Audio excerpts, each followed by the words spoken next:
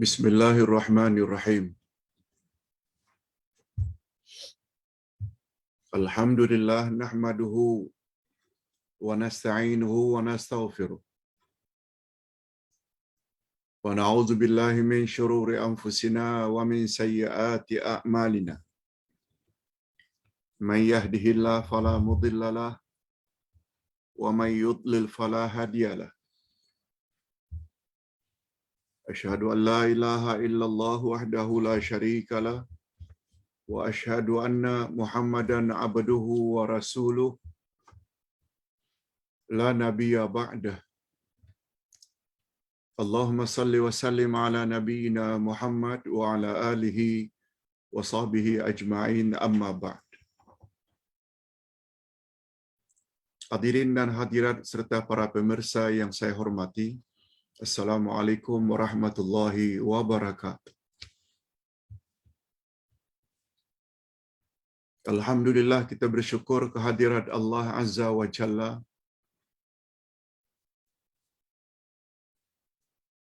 yang telah memberi kita bermacam-macam nikmat, termasuk kekuatan, tenaga,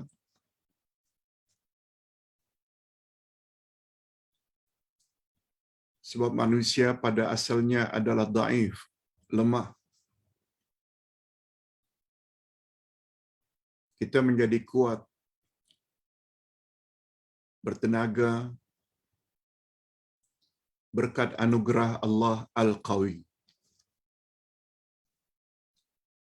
Al-Qawi maknanya yang maha kuat. Salah satu nama Allah yang 99, salah satu daripadanya adalah nama Allah Al-Qawi. Al-Qawi maknanya yang maha kuat.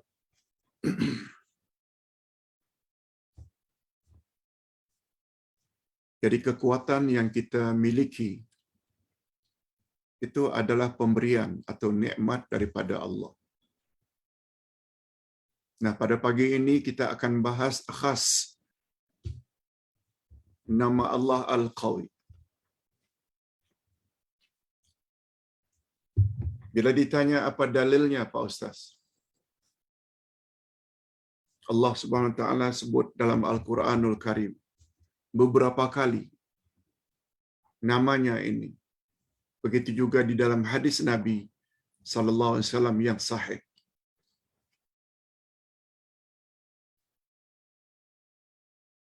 Allah berfirman, a'udzubillahi minasyaitonir rajim. Allahu latifum bi ibadihi yarzuqu man yasha wa huwal qawiyyul aziz. Allah maha lembut terhadap hamba-hambanya.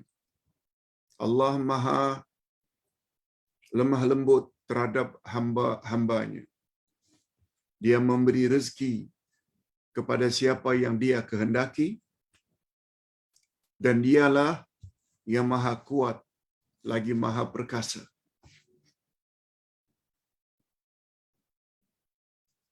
Demikian dalil, hujah, bukti bahwa Allah memang mempunyai nama Al-Qawi. Sekarang kita berpindah kepada makna Al-Qawi. Menurut bahasa Al-Qawi, yaitu maha kuat, adalah lawan daripada ad-dha'ifu atau ad-dha'fu, lemah. Lawan daripada al-wahnu, lawan daripada al-ajzu. Ad-dha'fu, al-wahnu, al-ajzu semua membawa makna lemah. Lemah. Itu sebabnya ada istilah hadis dhaif, hadis lemah.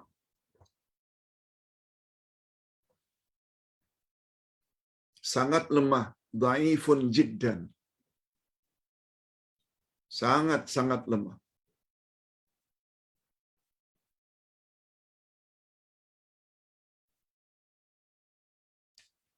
Sedangkan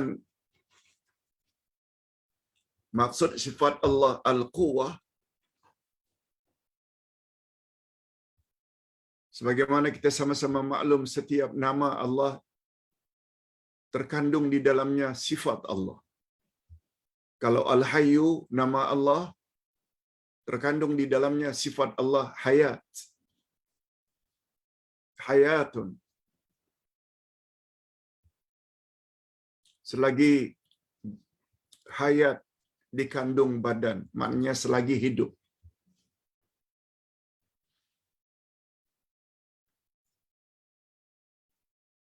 Di dalam nama Allah As-Sami', terdapat di dalamnya sifat sama. Di dalam nama Allah Al-Hakim, tersirat di dalamnya sifat Al-Hikmah. Begitu jugalah dalam nama Allah Al-Qawi, tersirat di dalamnya sifat Al-Quwah. Jadi bahasa kita Melayu, kuat itu diambil daripada bahasa Arab. Itu sebabnya kita selalu berdoa, la haula wa la quwwata illa billah. Tidak ada daya kita, tidak ada kekuatan kita, kecuali dengan izin Allah.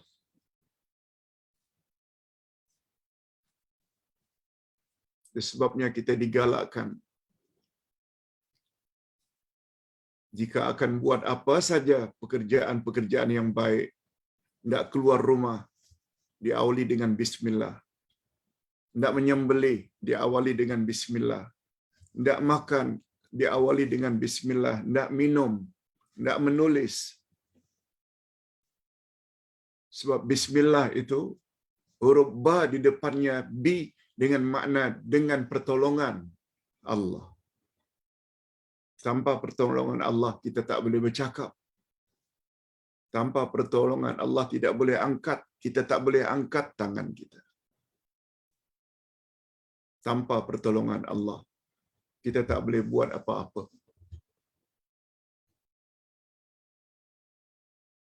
Oleh sebab itu, kita mesti selalu mengadu kepada Yang Maha Kuat dalam menghadapi apa saja. Lebih-lebih menghadapi musuh-musuh Allah, musuh-musuh agama. Mesti kuat. Dan Allah bantu. Allah janji akan bantu, akan tolong, akan beri kekuatan kepada orang yang suka menolong, menegakkan agamanya atau ingin menegakkan kebenaran.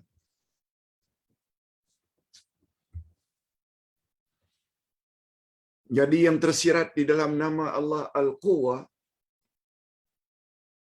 yaitu sifat Al-Quwah, tersirat di dalam namanya Al-Qawi, ia membawa makna Al-Judu wal-Aunu minallah, kemurahan dan pertolongan daripada Allah. Jika dikatakan qawiyun ala syai'in idza ataqahu, kuat ke atas sesuatu, yakni jika dia mampu melakukannya. Kuat maknanya kita mampu melakukannya.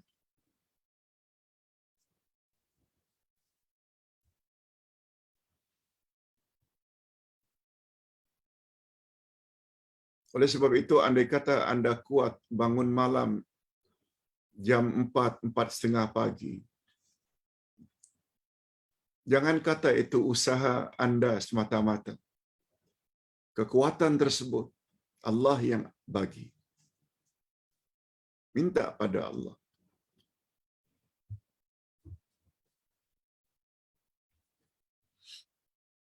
Tapi saya tak mampulah, Pak Ustaz. Mengapa tak mampu? Allah yang Maha Kuat alu-alukan. Minta pada Dia. Nyatakan kesungguhan. Boleh. Malaysia boleh.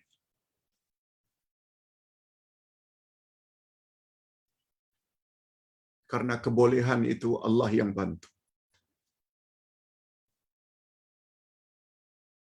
Kalau tidak boleh, buat hal tidak boleh. Allah Subhanahu Wa Taala pun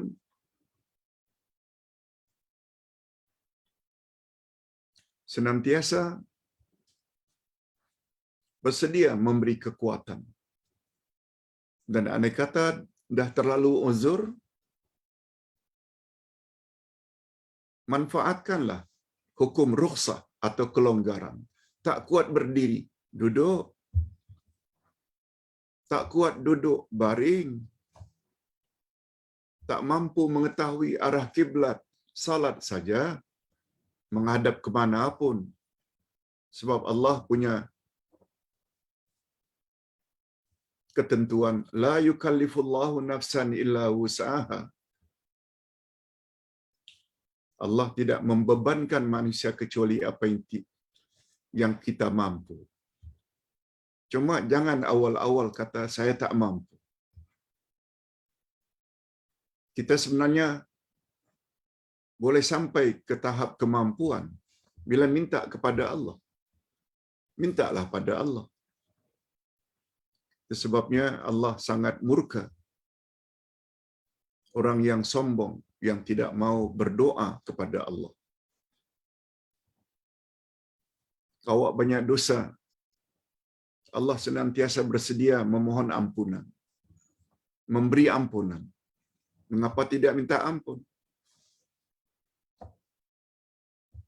Awak lemah, sedangkan Allah pula Al-Qawi. Mengapa tidak minta kekuatan daripada Allah? Adapun Al-Qawi, ini menurut pandangan agama, menurut pandangan syarak, Al-Qawi itu mengandung 3 makna. Pertama, kekuatan yang mutlak dan sempurna kekuatannya. Itu makna pertama. Kekuatan Allah itu maha sempurna kekuatannya.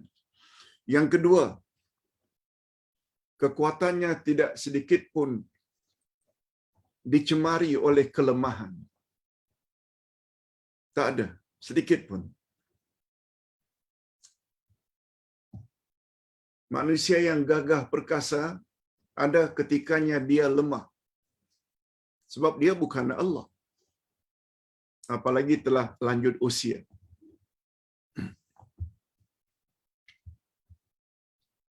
Uday insya-Allah ada kekuatan dalam berdakwah. Sejak 40 tahun yang lalu. Satu-satu hari kadang-kadang sampai 3 sampai 4 tempat pergi. Pagi, tengah hari, petang, malam. Tapi ada masanya sekarang. Setelah memasuki tahun yang ke-76. 76 tahun. Mampunya berdakwah dalam bentuk online seperti ini. Di alam maya. Dah tak kuat lagi.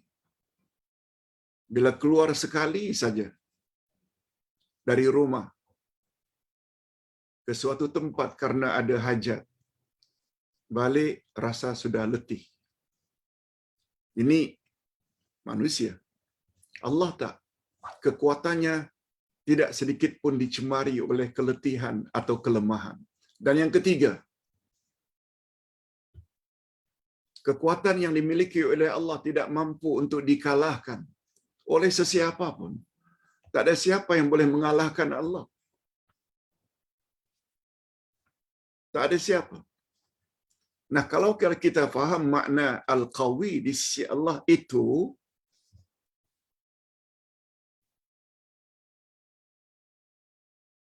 kita insya-Allah akan senantiasa kuat.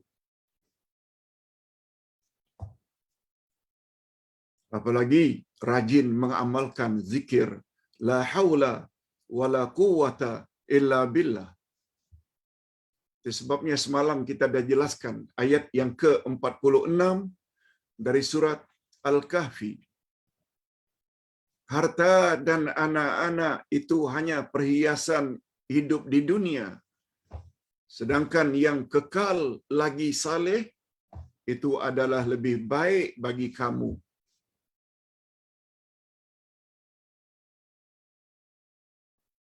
Yang kekal lagi baik itu, kata Nabi, salah satu daripada tafsirannya, yaitu 5 rangkap zikir. Subhanallah, walhamdulillah, wala ilaha illallah, wallahu akbar, wala hawla wala quwata illa billah.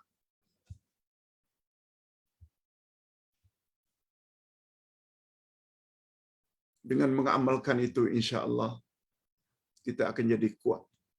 Zahir batin. Okey, sekarang kita berpindah pula kehebatan Al-Qawi. Setelah kita memahami makna maksud Al-Qawi tadi, ada 3.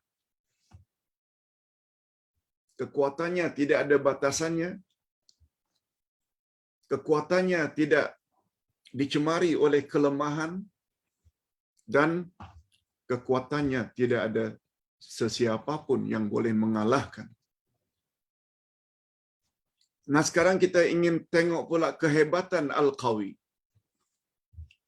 Yang pertama, Allah mampu melakukan apa saja yang Dia kehendaki. Tak ada seorang pun yang mampu menghalang kehendaknya.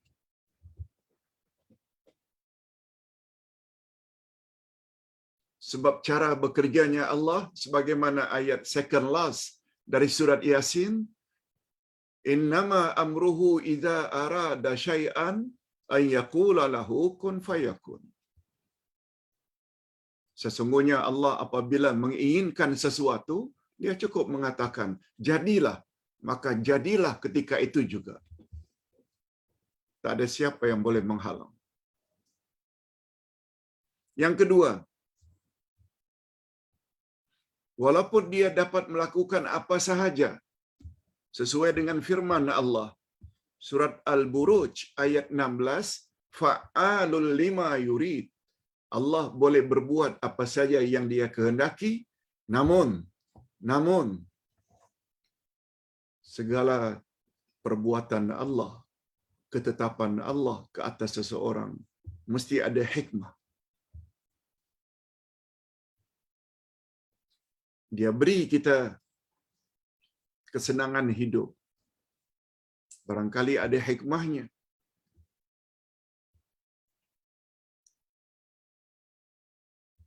Sehingga kita terdorong untuk banyak wakaf, sedekah, infak.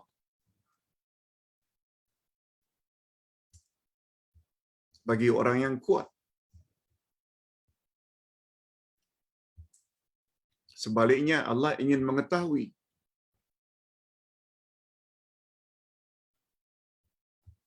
kalau imannya lemah, justru apabila mendapat nikmat, dia gunakan untuk jalan-jalan maksiat.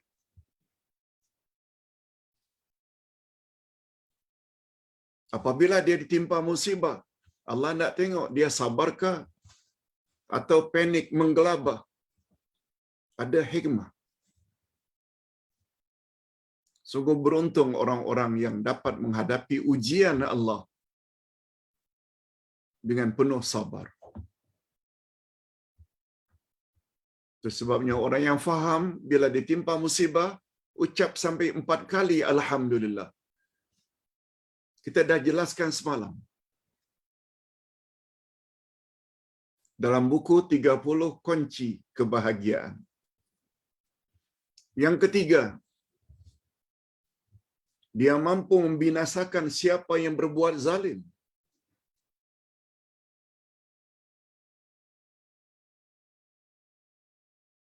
Jangan sombong kalau sedang kuat.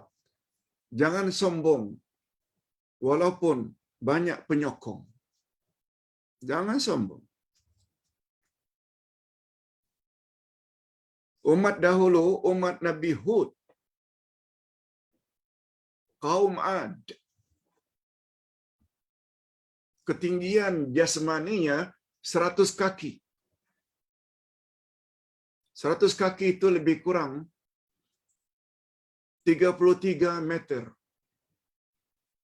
Dan yang paling kecil, yang paling rendah, kaum Ad,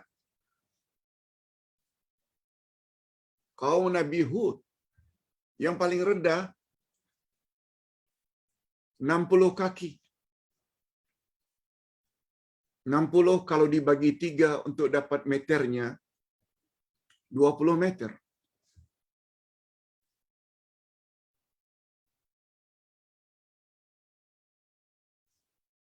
Begitu mereka durhaka kepada Allah, durhaka kepada Nabi Hud, Allah Subhanahu Wa Taala turunkan angin kencang dari langit sehingga semua mereka tombang. Semua mereka tombang dan mati. Wahai umat Muhammad yang hanya ketinggiannya paling tinggi 6 kaki. 6 kaki. Umat Nabi Hud, kaum Ad, yang rendahnya pula 60 kaki. Umat Muhammad, ketinggiannya lebih kurang 5 ke 6, 7 kaki. Tak sombong. Allahu Akbar. Kata orang India, habuk pun tara. Lalu sombong. Jadi, kehebatan, kekuatan Allah ini, dia mampu untuk menghancurkan, membinasakan siapa-siapa yang zalim. Allah Subhanahu Wa Taala ceritakan, فَأَمَّا عَادٌ فَاسْتَكْبَرُوا فِي الْأَرْضِ بِغَيْرِ الْحَقِّ وَقَالُوا مَنْ أَشَدُّ مِنَّا قُوَّةً أَوَلَمْ يَرَوْا أَنَّ اللَّهَ الَّذِي خَلَقَهُمْ هُوَ أَشَدُّ مِنْهُمْ قُوَّةً وَكَانُوا بِآيَاتِنَا يَجْحَدُونَ. Adapun kaum Ad, maka mereka menyombongkan diri di muka bumi tanpa alasan yang benar. Dan mereka berkata, siapakah yang lebih besar kekuasaannya, kekuatannya dari kami? Karena setiap mereka itu 33 meter. Yang paling rendah 60 meter, 60 kaki. Ketinggian mereka sekitar 100 kaki. Kepala mereka seperti kubah masjid jami. Kubah masjid yang besar, itu kepala mereka. Itu pun hancur. Hei umat Muhammad, yang ketinggiannya sekitar 6-7 kaki, itu pun paling tinggi. Jangan sombong. Begitu seterusnya. Apa kata Allah? Dan apakah mereka tidak memperhatikan bahawa Allah yang menciptakan mereka adalah lebih besar kekuatannya daripada mereka? Dan adalah mereka mengingkari tanda-tanda kekuasaan atau kekuatan kami. Di sini perlunya kita belajar al-asma'ul husna yang kita panggil dengan ma'rifatullah. Kenal Allah itu macam ini. Fahami maknanya. Bukan hanya ulang-ulang ya Rahman, ya Rahim, ya Razzaq, ya Qawi. Tak faham makna, dia tidak dapat memberi kesan kepada pembentukan jati diri seseorang. Dia kena faham apa makna satu demi satu nama Allah. Baru dia akan terasa betapa kerdilnya dia, betapa lemahnya dia. Yang keempat, sebaliknya Allah mampu dan berkuasa menolong siapa yang dia kehendaki untuk menolongnya. Allah beri kekuatan kepada orang-orang yang menolongnya. Menolongnya di sini menolong agama Allah.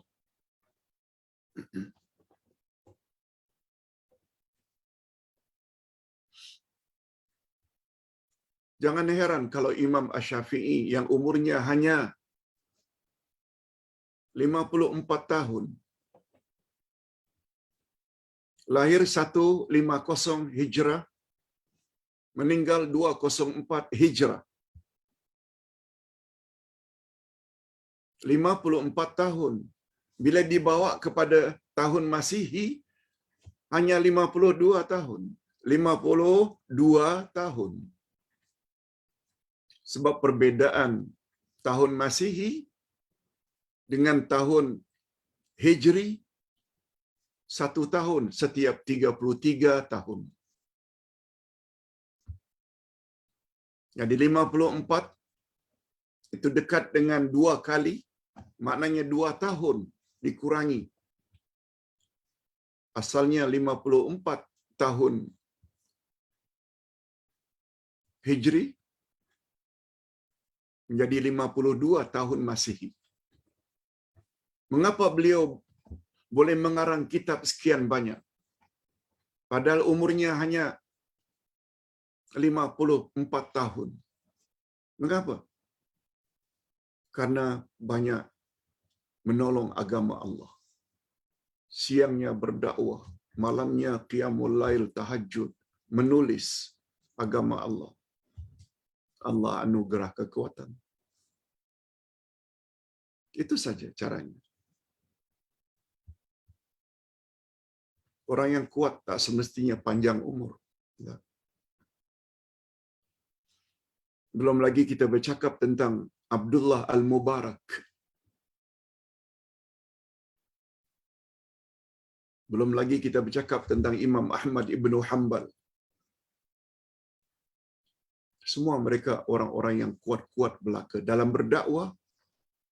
Bila ditanya dari mana kekuatan mereka perolehi, jawabnya Allah yang bagi. Mereka tolong Allah, Allah tolong mereka. Prinsipnya sama sampai hari kiamat.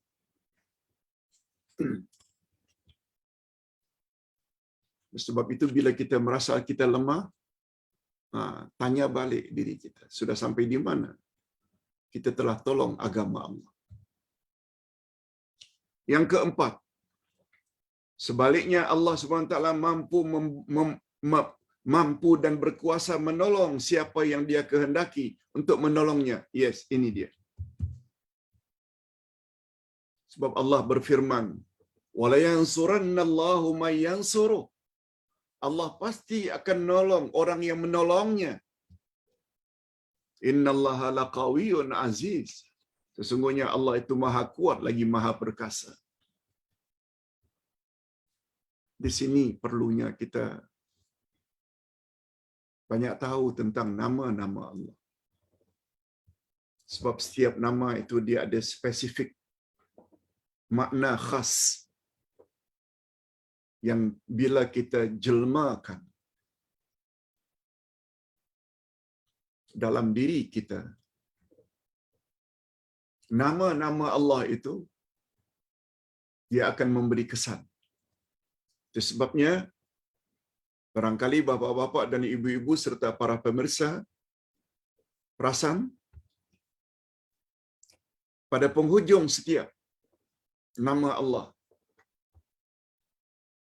Ustaz akan sebut kesan iman kepada nama Allah ini pada diri kita, ini dan ini. Mesti ada kesan.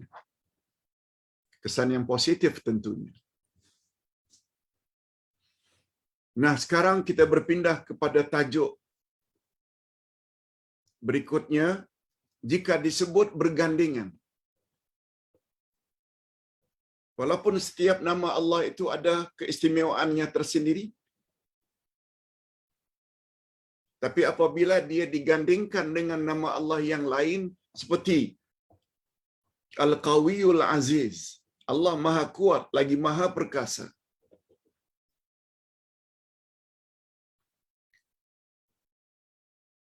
tak sama dengan sifat makhluk. Barangkali dia kuat, tapi dia tidak perkasa. Barangkali dia perkasa, gagah, tapi dia tidak kuat. Bila sifat itu ada pada makhluk. Tapi Allah sudahlah kuat perkasa pula. Sudahlah perkasa kuat pula.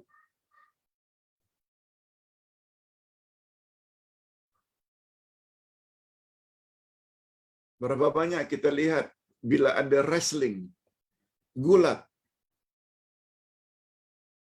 Nampaknya dia perkasa. Tapi dia boleh dikalahkan oleh wrestler atau penggulat lawannya yang tidak begitu besar. Tapi dia ada kekuatan. Ada juga orang yang kuat. Tapi dia kelihatannya tidak perkasa. Tak sebesar mana pun badannya. Tapi Allah tidak. Selain dia kuat, dia juga perkasa. Selain dia perkasa, dia juga kuat. Ini sebagaimana ayat yang kita bacakan tadi.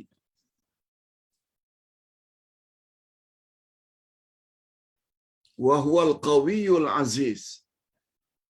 Begitu juga pada surat Al-Mujadilah. Innallaha qawiyun aziz. Selalu digandingkan dua nama Allah ini.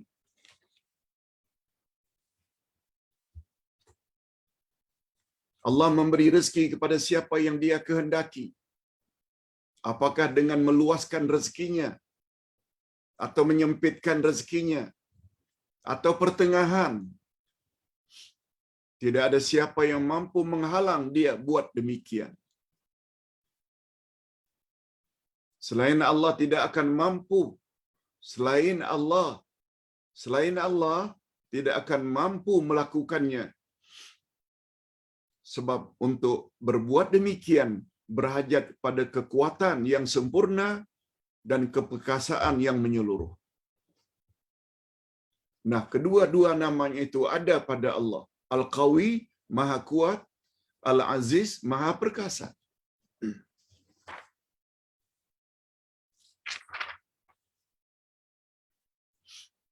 Kita teruskan.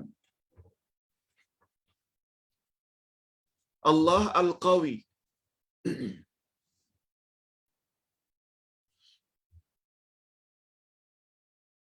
Maha kuat dengan maksud dia kuasa membinasakan siapa yang dia kehendaki. Seperti musuh-musuhnya. Hadirin dan hadirat.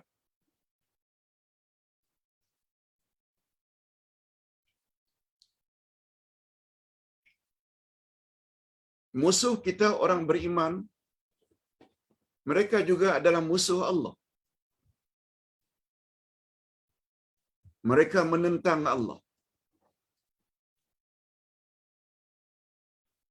Mereka memusuhi Allah. Allah larang buat syirik, mereka buat syirik.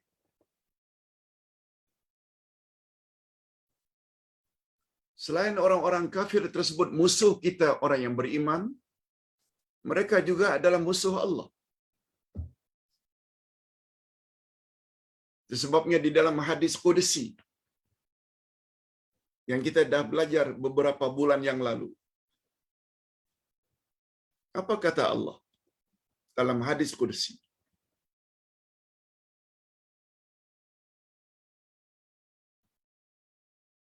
Siapa yang menganiaya orang-orang yang dekat denganku, yakni wali-wali Allah, lalu dianiaya oleh mana-mana penguasa di dunia. Apa kata Allah? Aku isytiharkan perang dengan mereka. Siapa yang menyakiti wali-waliku, yakni orang yang taat pada Allah, imannya mantap, takwanya tinggi, Itu wali-wali Allah. Syarat wali Allah dua saja, iman dan taqwa. Lalu apa kata Allah? Siapa yang menyakiti wali-waliku, aku isytiharkan perang dengan mereka. Itu sebabnya, hadirin dan hadirat, penguasa-penguasa di atas muka bumi,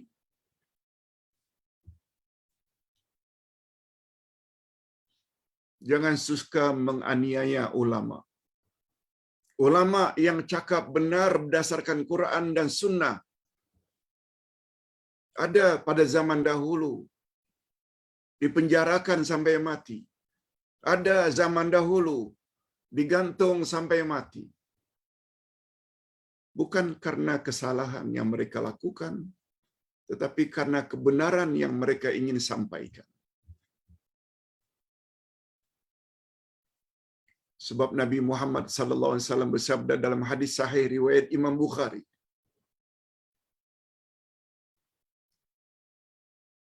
jihad yang paling tinggi, jihad maknanya melawan kebatilan, yang paling tinggi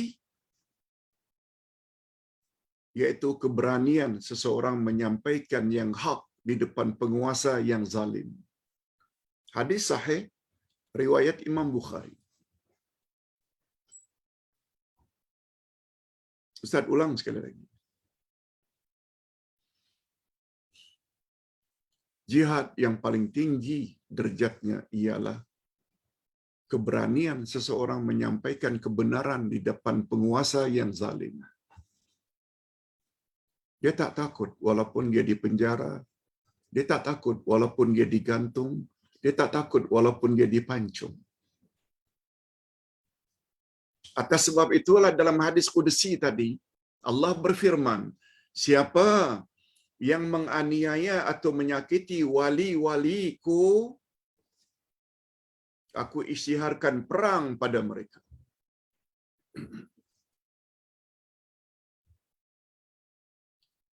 Itu sebabnya berbuat baik pada orang-orang kafir biar berpada-pada. Bila menyangkut masalah sosial, kemanusiaan, berinteraksilah dengan baik, bercakap baik, bantu mereka, tolong mereka kalau mereka sakit, beri obat, kalau mereka kelaparan, beri mereka makan, minum, pakaian. Tapi bila ada kaitannya dengan soal agama yang mereka itu buat bercanggah dengan Allah benci, tak ada istilah tolong menolong di situ. Tak ada istilah tolong menolong.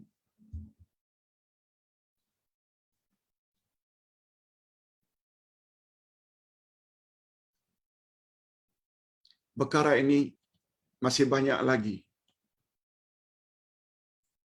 tidak difahami oleh umat Islam. Hadirin dan hadirat rahimakumullah. Untuk apa tolong musuh Allah?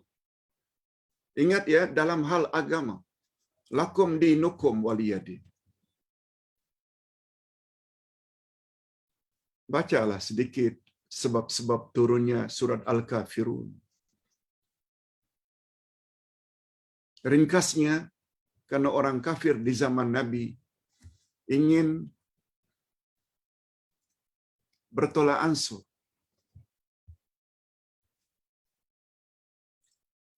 dalam hal-hal agama.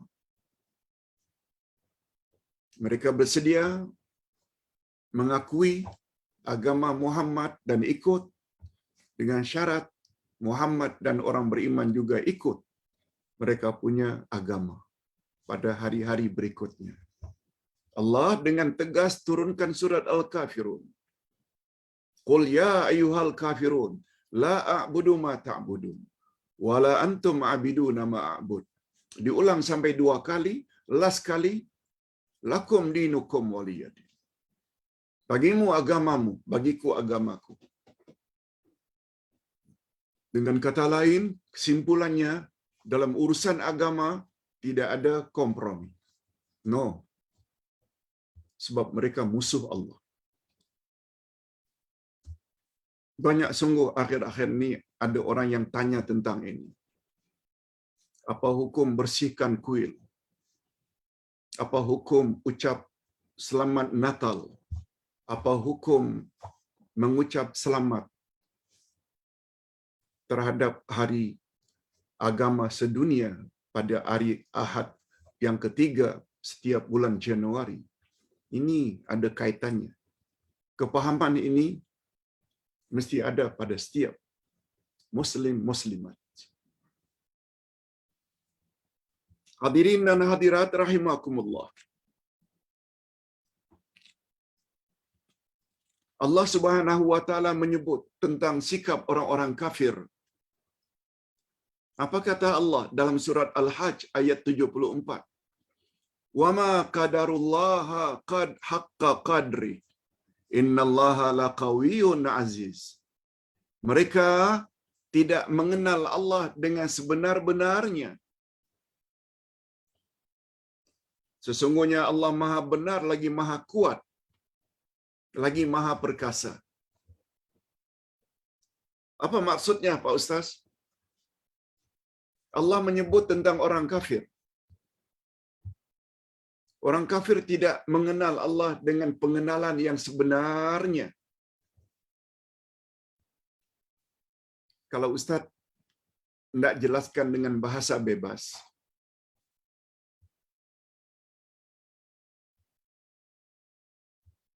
orang kafir berbeza dengan orang yang beriman, mukmin, muslim. Muslim kenal Allah dengan pengenalan yang sebenarnya.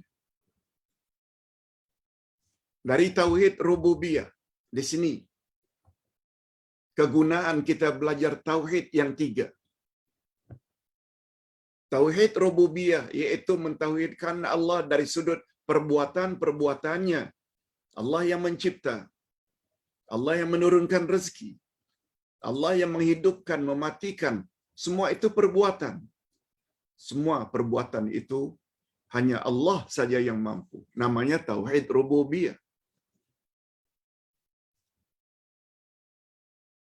Kita jangan terlalu bangga dengan memiliki tauhid itu sebab orang-orang kafir juga memiliki tauhid itu. Bila orang kafir ditanya siapa mencipta langit dan bumi, mereka jawab Allah juga. Siapa menghidupkan dan mematikan, mereka jawab Allah juga. Dan kalimat lafzul jalalah Allah telah wujud sebelum Nabi Muhammad lahir lagi. Buktinya bapa baginda bernama Abdullah. Abu Jahal, Abu Lahab semuanya tahu yang Allah itu yang mencipta langit, bumi, beri makan, beri minum dan lain-lain. Itu namanya tauhid rububiyah. Cuma orang yang tidak faham, takkan kita katakan Abu Jahal, Abu Lahab pun ada tauhid. Nah ini karena mereka itu tidak bagi tauhid itu kepada pembahagian yang sebenar. Kita kata itu tauhid rububiyah. Selain kita, orang kafir juga tanyalah Acong dan Sami pada hari ini. Acong, Sami, siapa turunkan hujan? Acong dan Sami akan jawab dengan slangnya, Tuan Nala. Dia tak kata berhala yang dia sembah. Nah, yang kedua tauhid asma wa sifat. Bahwa Allah memiliki nama dan sifat yang mulia belaka, yang tinggi belaka, yang baik belaka. Allah Maha Pengasih, Allah Maha Penyayang, Allah Maha Kuat, Allah Maha Mendengar, Allah Maha Melihat, Allah Maha Mengetahui. Itu sifat. Kita kira kita orang Islam saja yang percaya Allah itu punya sifat-sifat yang tinggi dan baik.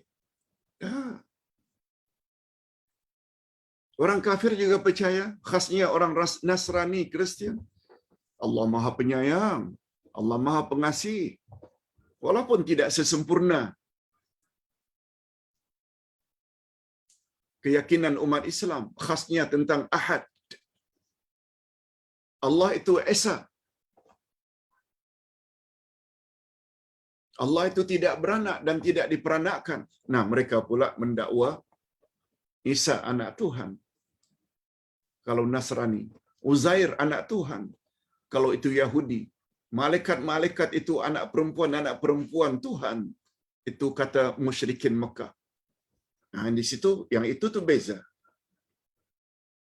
Allah Maha bijak, Allah Maha mengetahui, Allah Maha hidup, Allah Maha, semua mereka percaya. Ini namanya tauhid asma wa sifat.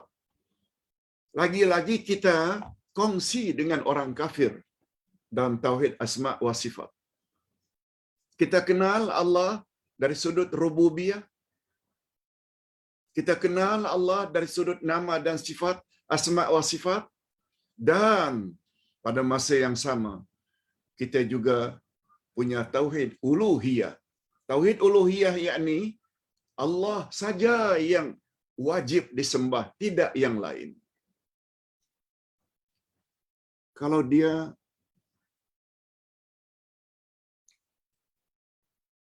maha hebat rububiyahnya, kalau dia maha hebat nama-nama dan sifat,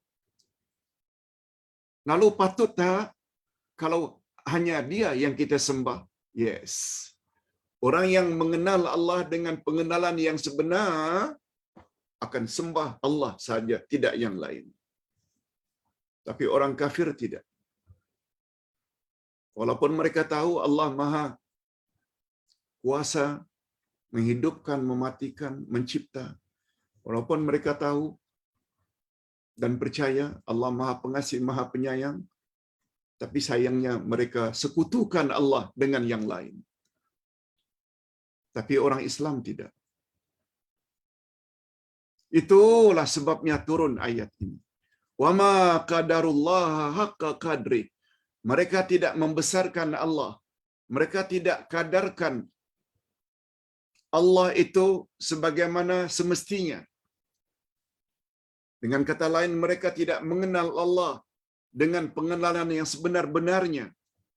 Mengakui Allah Maha Kuasa. Mengakui Allah Maha Sempurna sifat-sifatnya. Tapi Allah tidak disembah. Kita tidak.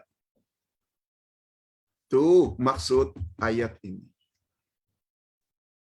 Itu sebabnya ilmu tafsir sangat mustahak untuk mengenal Allah. Ini belum lagi kita tafsirkan Ayatul Kursi. Nah, terakhir kita sampai kepada kesan-kesan iman kepada nama Allah Al-Qawi. Di antara kesan positif jika seseorang beriman dengan nama Allah Al-Qawi, maka akan terserlah pada diri orang tersebut beberapa sifat terpuji berikut. Yang pertama, jika insan mengakui akan kekuatan Allah yang mutlak, yang tiada taranya, maka sewajarnya lah dia menggunakan kekuatannya memperjuangkan kebenaran. Nah, karena keyakinan kita bahwa Allah itu maha kuat, maha perkasa,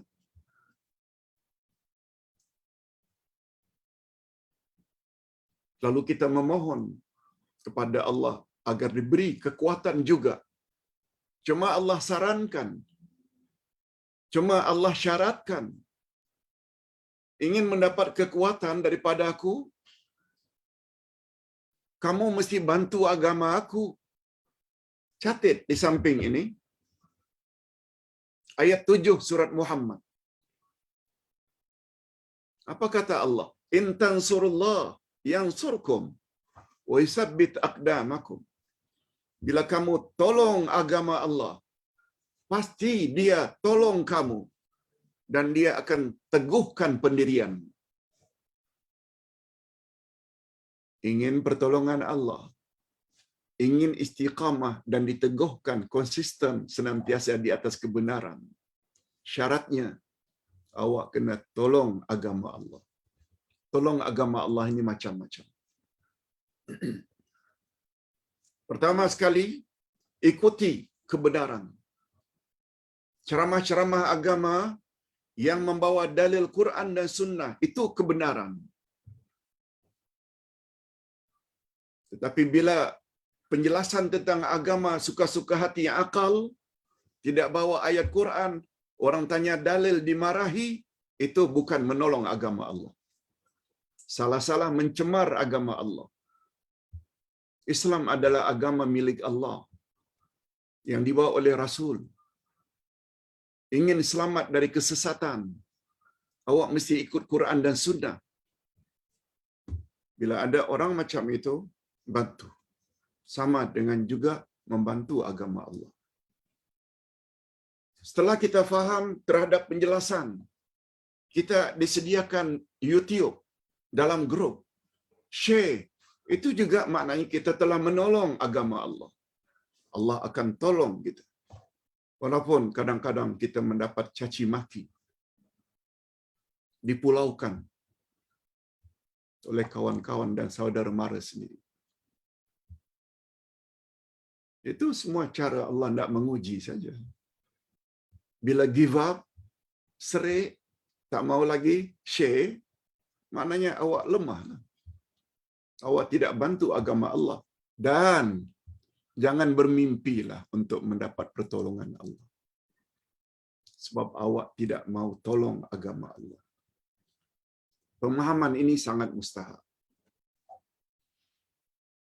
Itu sebabnya kata Sayyidina Ali, tidak ada guna ibadat tanpa kefahaman. Kefahaman ini sangat mustahak. Itu sebabnya ketika baginda ditanya, Ya Rasulullah, ditanya oleh sahabat, siapakah orang yang paling mulia di sisi Allah? Nabi jawab, atqahum, orang yang paling bertakwa. Sebagaimana dalam surat Al-Hujurat ayat yang ke-13. Jawab para sahabat, kalau yang itu kami tahu ya Rasulullah. Diulang lagi, siapa manusia yang paling disukai oleh Allah, dikasihi oleh Allah? Nabi jawab pula, dia adalah Nabi bin Nabi bin Nabi bin Nabi. Maksudnya Nabi Yusuf. Bapaknya Nabi Yaqub. Yaqub bapaknya Nabi Ishaq.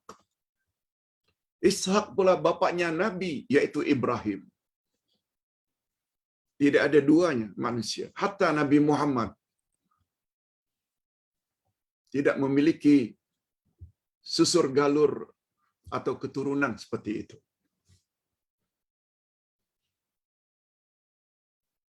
Sahabat bertanya lagi, Ya Rasulullah, siapa orang yang paling mulia di sisi Allah? Lalu Nabi jawab, oh, yang kamu maksudkan adalah orang-orang yang berada di antara kamu? Benar, wahai Rasul. Lalu Rasul jawab, dia adalah orang yang paling teror, ditakuti, digeruni di zaman jahiliyah. Kemudian dia mendapat hidayah memeluk Islam. Akhirnya dia juga digeruni dan ditakuti oleh musuh-musuh Islam. Disebabkan karena dia tafaqquh fid din. Tafaqquh fid din. Karena dia faham agama. Ulama hadis kata, manusia itu adalah Umar ibn al-Khattab. Jadi kelebihan Umar ibn al-Khattab, karena kepahamannya itu tinggi terhadap Islam. Itu kata Nabi, orang yang paling kuat. Jadi ingin mendapat kekuatan, kepahaman agama, termasuk nama-nama Allah, kena faham, baru dapat membentuk jati diri seseorang. Tak takut dengan musuh-musuh Allah. Itu sebabnya Allah telah berfirman kepada Nabi Yahya, Ya Yahya, khuzil kitaba biquwah. wahai Yahya, ambillah kitab Taurat ini dengan sungguh-sungguh. Maknanya, peganglah kitab Taurat ini, bukan Quran ni, Yahya. Yahya itu bapaknya Zakaria, sezaman dengan Nabi Isa. Malah dikatakan lebih tua daripada Nabi Isa. Dia masih lagi terikat dengan Taurat sebab Isa belum lahir. Yahya sudah ada. Maaf. Isa lebih dahulu. Sebab Zakaria jealous. Anak saudaranya yang dia pelihara bernama Maryam taat kepada Allah. Dia yang memelihara.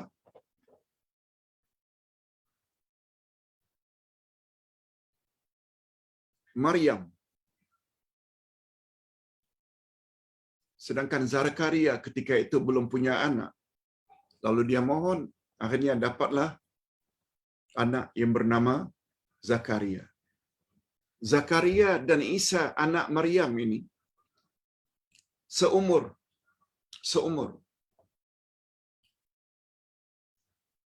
Lalu di sini dikatakan, ya Yahya, khuzil kitab biquwwah. Peganglah kitab ini dengan kuat. Yang dimaksudkannya adalah Taurat. Mungkin ketika itu Nabi Isa belum lagi diangkat menjadi rasul. Injil kepada Nabi Isa belum diturunkan. Besar kemungkinan. Wallahu a'lam. Jadi maksudnya, ya Yahya, ambillah kitab tersebut dengan kuat. Maksudnya, peliharalah Taurat. Pelajarilah Taurat. Amalkanlah kandungan Taurat. Sampai-sampaikannya kepada orang lain. Sama, lebih kurang kewajiban kita umat Islam terhadap Al-Quran. Imani Quran, baca Quran, apa lagi? Fahami Quran, amalkan dan sebar-sebarkan. Kemudian kita disuruh agar banyak-banyak berzikir. Perbanyakkanlah berzikir, la haula wala quwwata illa billah. Tiada daya, tiada kekuatan kecuali dengan izin Allah. Dengan izin Allah, dia diberi kekuatan untuk mentaati Allah. Apalagi Nabi Muhammad sallallahu alaihi wasallam pernah bersabda tentang hauqalah. Hauqalah ini istilah untuk la haula wala quwwata illa billah. Kata Nabi, zikir la haula wala quwwata illa billah dapat merawat 100 macam jenis penyakit. Dan penyakit yang paling ringan yang dapat disembuhkan oleh la haula wala quwwata illa billah iaitu penyakit sedih, gundah, resah, gelisah. Banyak-banyak baca la haula wala quwwata illa billah. Nah, yang kedua, terakhir,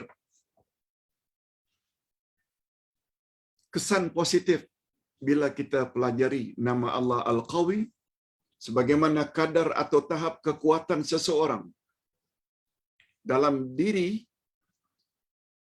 dia mentaati Allah, sampai di mana kekuatan seseorang itu mentaati Allah, maka sekedar itu pula lah tahap kecintaan Allah kepadanya. Makin kuat kita beribadat, mentaati Allah, buat suruhannya, jauhi larangannya.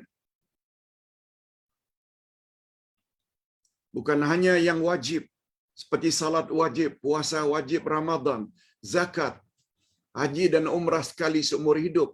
Ditambahnya pula dengan salat-salat sunat. Ditambahnya pula dengan puasa Senin, Kamis, hari-hari putih, Arafah, Ashura. Ditambahnya pula dengan wakaf, sedekah. Pergi umrah lagi, haji untuk kesekian kali.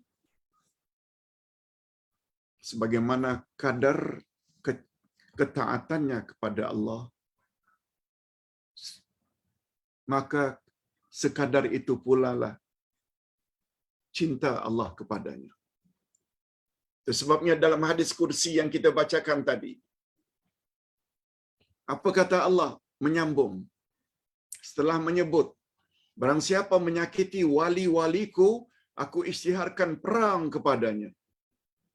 Lalu apa kata Allah? Tidak ada amal yang paling aku cintai kepada seseorang, melainkan apabila dia melakukan perkara-perkara wajib atau fardu. Salat 5, puasa Ramadan, zakat. Lalu apa kata Allah? Maka kesayanganku kepadanya bertambah-tambah bila dia ikuti pula amal-amal fardu itu dengan amal-amal sunnah. Selain salat fardu yang 5, dia juga ikuti depan belakang dengan rawatib, duha, tahajud, witir. Selain puasa Ramadan juga dia puasa sunat. Maknanya semakin-makin sayang Allah kepadanya. Rasulullah sallallahu alaihi wasallam bersabda, "Al-mu'minul qawi khairun wa ahabbu ila Allah minal mu'minid dhaif." Mukmin yang kuat lebih baik dan lebih dicintai Allah daripada mukmin yang lemah. Hadis sahih riwayat Imam Muslim. Allah berfirman, "Awalam yasiru fil ard fayanzuru kaifa kana aqibatul ladzina min qablihim wa kanu ashadda minhum quwwah." Dan apakah mereka tidak berjalan di muka bumi lalu melihat bagaimana kesudahan orang-orang yang sebelum mereka, sedangkan orang-orang itu adalah lebih besar kekuatannya dari mereka. Ini tentang kisah kaum Nabi Lut, kisah kaum Nabi Hud, kaum Ad, kisah kaum Fir'aun. Mereka adalah orang-orang yang lebih kuat daripada kita. Itu pun karena menentang ajaran Rasul, akhirnya mereka musnah. Itu sebabnya jangan sombong dengan Allah Azza wa Jalla. Berbalik kepada hadis Nabi tadi, orang yang kuat itu adalah lebih baik dan lebih dicintai oleh Allah daripada orang-orang yang lemah. Ustaz selalu buat contoh begini.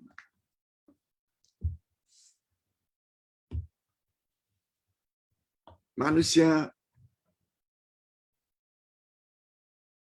akan bebas dari kerugian bila ada 4 sifat. Dalam surat Wal Asri, iman, amal saleh, dakwah kepada kebenaran, dan berdakwah dengan sabar. Orang yang kuat itu apabila keempat-empatnya ada pada dirinya. Itu orang yang kuat. Macam mana Pak Ustaz dengan orang yang beriman pada Allah? Dia beramal saleh banyak, tapi dia tidak menyampaikan dakwah, tidak share kebenaran itu kepada grupnya, kepada kaum kerabatnya, hanya untuk dirinya saja. Orang tersebut dapat dikategori sebagai mukmin, muslim, mukminah, muslimah yang lemah. Sebab syarat untuk menjadi insan yang bebas dari kerugian, ada syarat 2 lagi. Mereka mesti berdakwah semampu yang mereka boleh. Ini tidak. Beriman, betul beriman. Untuk diri saja. Tidak cakap pada orang takut. Takut. Yes, Anda Muslim, Muslimah. Anda mukmin, mukminat. Tapi tidaklah sebaik dengan orang yang mau berdakwah. Ingat ya, Allah tidak membebankan manusia kecuali apa yang mereka termampu. Awak beriman. Salat itu wajib. Awak laksanakan. wa amilus salihati. Bukankah awak dah tahu salat itu memang wajib dan awak dah laksanakan? Mengapa lihat saudara mara yang tidak salat, awak tak suruh? Dengan alasan, saya tak tahu berdakwah Pak Ustaz. No. Bohong. Allah Maha tahu. Mengapa ada anak-anak yang tidak salat tak disuruh? Mengapa anak-anak buat perkara tak senonoh lalu tidak dilarang? Maknanya awak tidak laksanakan watawasau bil haq. Okey, bila ada yang berdakwah, dia maknanya lebih kuat daripada orang yang hanya beriman dan beramal saleh. Dia lebih kuat. Orang yang ikuti dengan dakwah dengan orang yang tidak berdakwah. Tapi orang ini masih lemah lagi ni. Walaupun berdakwah. Kalau orang tegur saja langsung give up. Langsung merajuk. Langsung keluar dari grup. Maknanya dia tidak ada sabar. Syarat yang keempat. Hanya orang yang kuat saja. Selain beriman, tambah ilmu, ma'rifatullah, ma'rifatul nabi, ma'rifatul dinil islami, lalu dia amalkan untuk dirinya sendiri. Setakat mana dia tahu, yakin, dia coba sampaikan semampu yang boleh, dengan lemah lembut, jangan paksa. Kalau ada orang yang memulaukan dia, benci pada dia, dia sabar. Jangan give up. Bagi Ustaz, itulah orang yang kuat. Mari kita berusaha ke arah itu sebelum kita dijemput oleh Allah Azza wa Jalla. Hadirin dan hadirat rahimakumullah. Berikut ini Ustaz akan jawab beberapa soalan dengan masa yang sangat terbatas. Ustaz akan jawab semampu yang boleh. Semalam juga pagi ini ada yang tanya, Pak Ustaz, dengan mengirim Ustaz satu video tentang salat hifzul iman dan awwabin. Hifzul iman dan awwabin. Hifzul iman maknanya kita salat di antara maghrib dengan isyak 6 rakaat.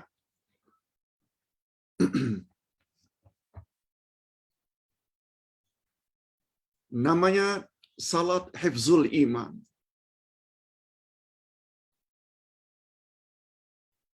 Hifzul iman maknanya minta pelihara iman kita. Jangan dicabut. Dan awabin. Awabin maknanya salat tobat. Minta ampun pada Allah. Mudah-mudahan dengan berbuat salat itu, kita akan mendapat husnul khatimah. Iman kita akan mantap.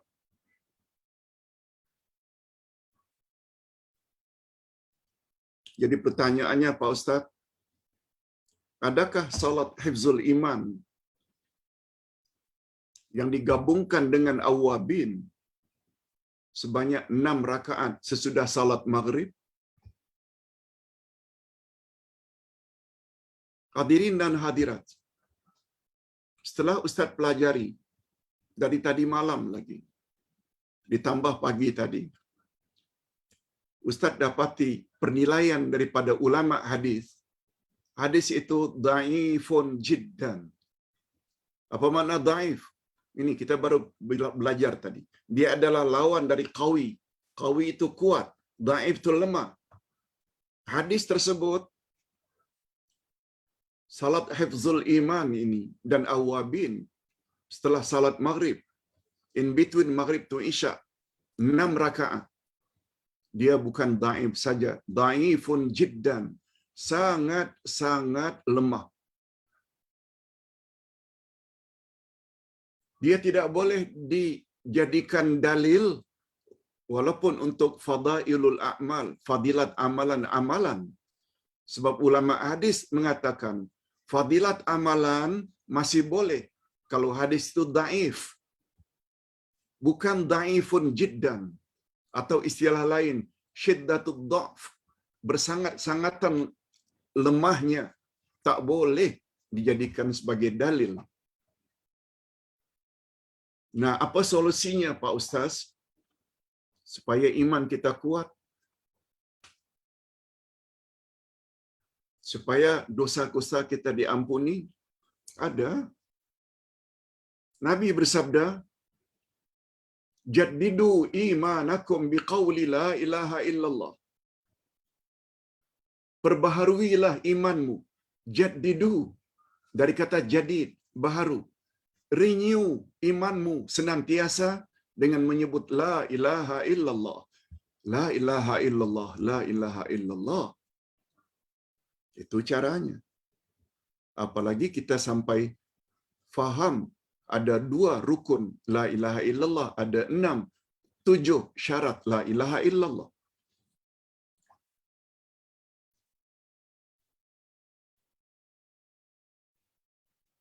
Memelihara iman dengan belajar akidah. Dengan jangan hanya belajar fiqh. Belajar tafsir. Sebab rujukan Al-Quran adalah sesuatu yang pasti.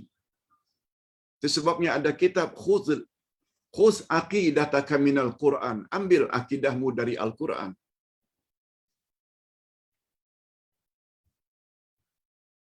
Bukan dengan buat salat sunat hifzul iman. Tidak ada datang dari Nabi secara sahih. Kalau ada pun, da'ifun jiddan. Tak boleh dijadikan sebagai sandaran. Ingat, salat adalah ibadat. Ibadat mesti ikut cara Nabi. Dengan dalil-dalil yang sahih. Nah, ingin tobat. Dalam buku Ustaz ada sebut salat tobat. Itu sahih. Itu dilakukan oleh Abu Bakar As-Siddiq. Dianjurkan oleh Nabi.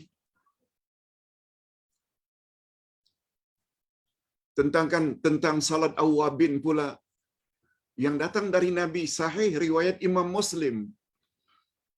Ia adalah salat duha yang dilakukan pada matahari tinggi. Pada matahari yang sudah tinggi seperti sekarang ini jam 11 suku kita buat salat duha. Salat itu namanya salat sunat awwabin. Sebab Nabi bersabda, salatul awwabin adalah salat yang dilakukan ketika onta melahirkan anaknya di padang pasir, lalu anak onta tersebut menggelitik kakinya karena kepanasan pasir. Ini menunjukkan bukan berpagi-pagi. Walaupun duha itu boleh berpagi-pagi, tetapi kalau matahari itu tertinggi-tinggi sehingga panas itu sampai ke pasir, pasir itu sangat panas, kaki anak unta menggelitik kepanasan. Itu yang namanya salat sunat awwabin. Itu solusinya. Bukan di antara maghrib dan isya. Ada. Boleh, Nabi pernah lakukan salat-salat sunat di antara maghrib dan isya. Boleh. Tapi yang namanya hifzul iman, yang namanya awwabin, tidak kena. Yang kena itu awwabin adalah duha yang dilakukan ketika matahari tinggi. Okey. Yang kedua, Pak Ustaz. Ada firman Allah, ada doa Pak Ustaz. Muka surat 19. Pada Ustaz ditanya, Pak Ustaz,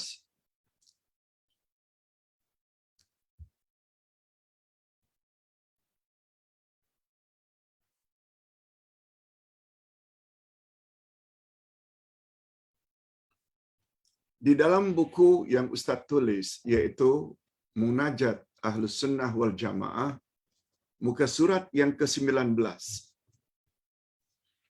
Terjemahan, Ya Allah, kepadamu aku berserah diri.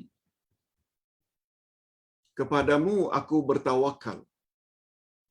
Kepadamu aku beriman. Kepadamu aku kembali. Karenamu aku bermusuhan.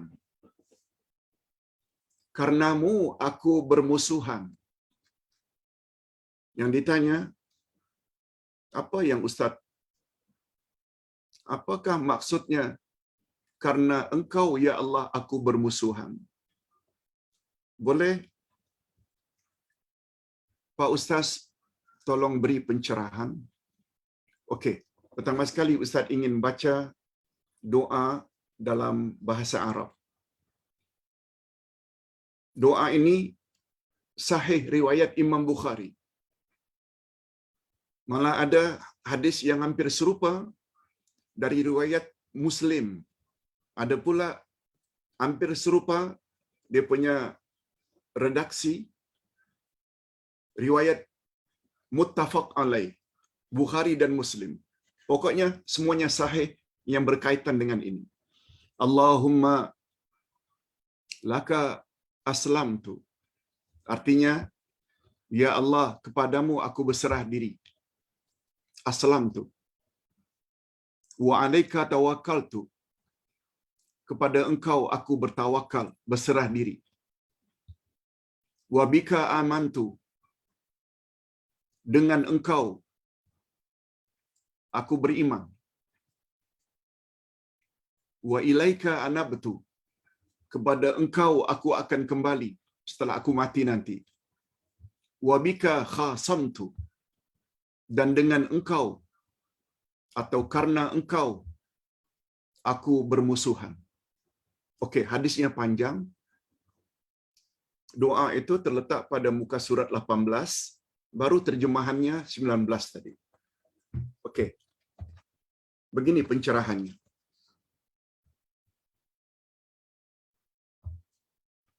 Setelah Ustaz semak kitab-kitab hadis, ulama hadis mengartikan karena engkau aku bermusuhan. Dia membawa dua makna permusuhan. Yang pertama, dengan mengeluarkan dalil dan hujah kepada orang-orang yang menentang kebenaran. Orang yang menentang kebenaran, yang cakap tentang agama, tidak membawa dalil, kita lawan mereka dengan membawa dalil-dalil dari Quran. Itu satu. Mereka adalah musuh kita. Yang kedua dengan makna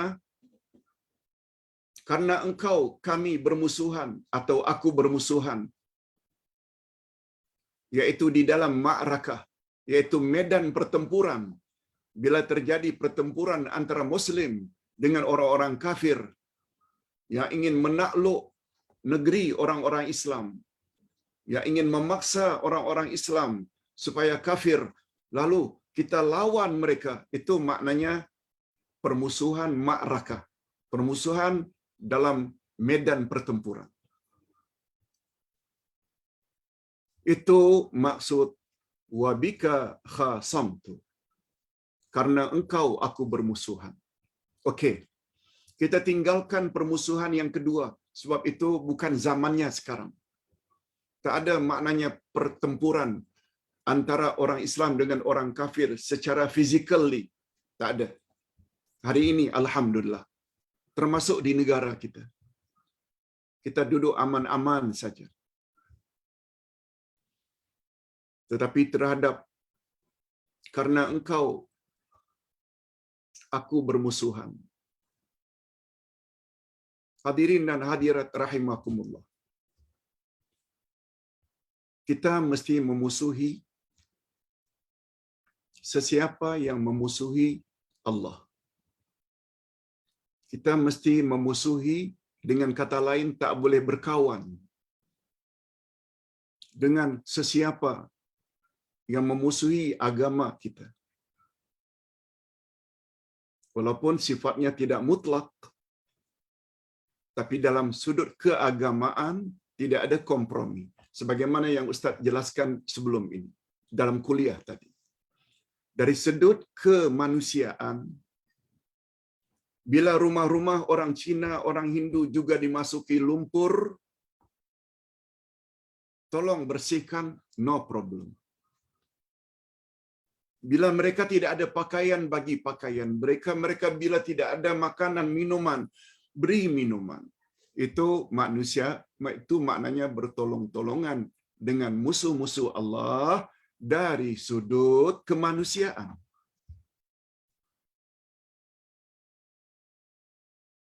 Tapi dari sudut keagamaan, kita dah jelas dengan panjang lebar.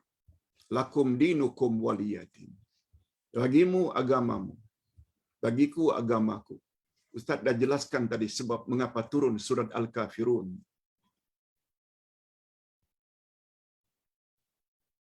Dari sudut agama, mereka bukan kawan kita. Allah benci pada mereka. Kita juga mesti benci. Dari sudut keagamaan,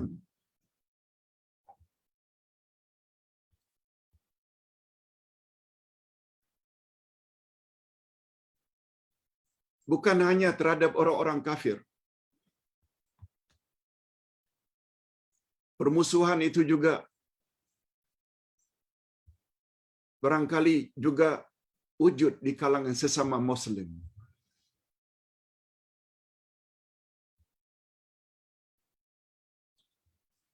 Musuh yang mesti dilawan dengan hujah dan dalil. Ini kita dah sebut tadi pertama kali. Permusuhan itu ada dua. Permusuhan yang dilawan dengan hujah dan dalil. Yang kedua, permusuhan dari sudut ma'rakah, peperangan fizikali dengan orang-orang kafir. Kita tinggalkan yang kedua sebab itu bukan zamannya sekarang. Tapi bila kita ingin luaskan makna permusuhan yang pertama, kita mesti lawan dengan dalil dan hujah. Bukan hanya terhadap orang-orang kafir yang kita tidak boleh beri toleransi, kompromi dalam sudut agama. Kamu ndak ucap selamat hari raya, silakan. Kami tidak boleh ndak ucapkan selamat sempena hari rayamu, hari raya agama. Sebab kamu meyakini Isa itu anak Tuhan. Kami punya pegangan sendiri, lam yalid walam yulad. Kami boleh tolong membersihkan rumah kamu, tapi kuil tidak. Sebab di situ ada patung-patung yang Allah sangat benci. Kami pula tidak tolong. Jangan marah kalau kami tak tolong.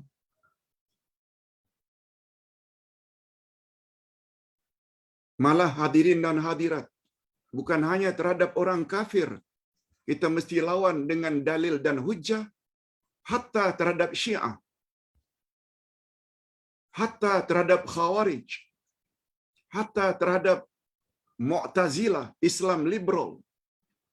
Kita mesti lawan mereka dengan dalil-dalil. Sebab mereka tidak di atas kebenaran. Sebagaimana kehendak Allah dan Rasul sallallahu alaihi wasallam. Maka kita mesti lawan. Bukan saja terhadap orang kafir yang nyata-nyata kafir, termasuk kepada pendakwah-pendakwah yang mengajar menjurus kepada syirik dan bid'ah dan khurafat. Itu lawan, bukan physically ya, tapi dengan dalil. Sebagaimana yang dilakukan oleh ustaz-ustaz sunnah kita bercakap, ini Quran kata, dilarang kita berbuat demikian. Ini Quran kata, kita disuruh berbuat demikian.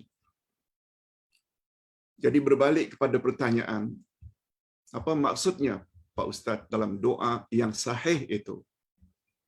Selain kita mengatakan, Ya Allah, kepadamu aku serahkan diriku, kepadamu aku bertawakal, kepadamu aku beriman, kepadamu aku akan kembali setelah mati, dan karenamu aku bermusuhan dengan dua makna. Pertama, bermusuhan yang kita lawan dengan hujah dan dalil. Yang kedua, kita lawan secara physically terhadap orang yang memerangi kita. Ini penjelasan yang dapat Ustaz sampaikan. Mudah-mudahan kita jangan salah faham. Bukan Allah menyuruh kita bermusuhan, tapi dengan makna tersebut. Ustaz kira cukup sampai di sini dulu, karena waktu tidak mengizinkan. Kita sambung esok insya-Allah dengan menjawab beberapa soalan yang lain. Kita akhiri dengan doa. Alhamdulillahirabbil alamin. Wassalatu wassalamu ala asyrafil anbiya'i wal mursalin wa ala alihi wa sahbihi ajma'in. Rabbana ighfir lana dzunubana wa liwalidina warhamhum kama rabbawna shighara. Rabbana hab lana min azwajina wa dzurriyyatina qurrata a'yun waj'alna lil muttaqina imama. Ya Allah, ampunkanlah dosa kami dan dosa kedua ibu bapa kami, dan cucurilah mereka rahmat-Mu ya Allah, sebagaimana mereka telah didik kami sejak dari kecil. Ya Allah, berilah kami pasangan hidup dan zuriat keturunan yang menyedapkan pandangan mata dan hati kami, dan jadikanlah kami pemimpin bagi orang-orang yang bertakwa. Allahumma laka aslamna wa alaika tawakkalna wa bika amanna wa ilaika anabna wa bika khasamna wa ilaika hakamna anta rabbuna wa ilaikal masir. Ya Allah, kepadamu kami berserah diri. Ya Allah, kepadamu kami bertawakal. Ya Allah, kepadamu kami beriman. Ya Allah, kepadamu kami akan kembali. Ya Allah, karenamu kami bermusuhan. Kepadamu kami berhukum. Engkau Tuhan kami, dan kepadamu kami semua akan kembali. Ya Allah, ya mujibas sa'ilin.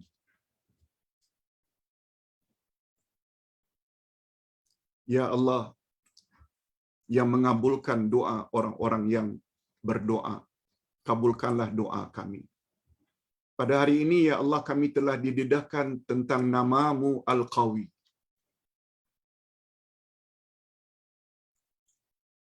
Engkau Maha Kuat, oleh sebab itu berilah kami kekuatan, ya Allah. Dan syarat untuk mendapat kekuatan dari-Mu ialah jika kami senantiasa membela agama. Oleh sebab itu berilah kami kekuatan, ya Allah, untuk senantiasa membela agama sesuai dengan kemampuan kami masing-masing, supaya dengan demikian kami layak mendapat bantuan dan rasa cinta dan kasih sayang daripada-Mu, melebihi daripada orang-orang yang lemah. Birahmatika ya arhamar rahimin. Wa sallallahu ala nabiyyina Muhammad wa ala alihi wa sahbihi ajma'in. Walhamdulillahirabbil alamin. Subhanakallahumma wa bihamdik asyhadu an la ilaha illa anta astaghfiruka wa atubu ilaik. Wassalamualaikum warahmatullahi wabarakatuh.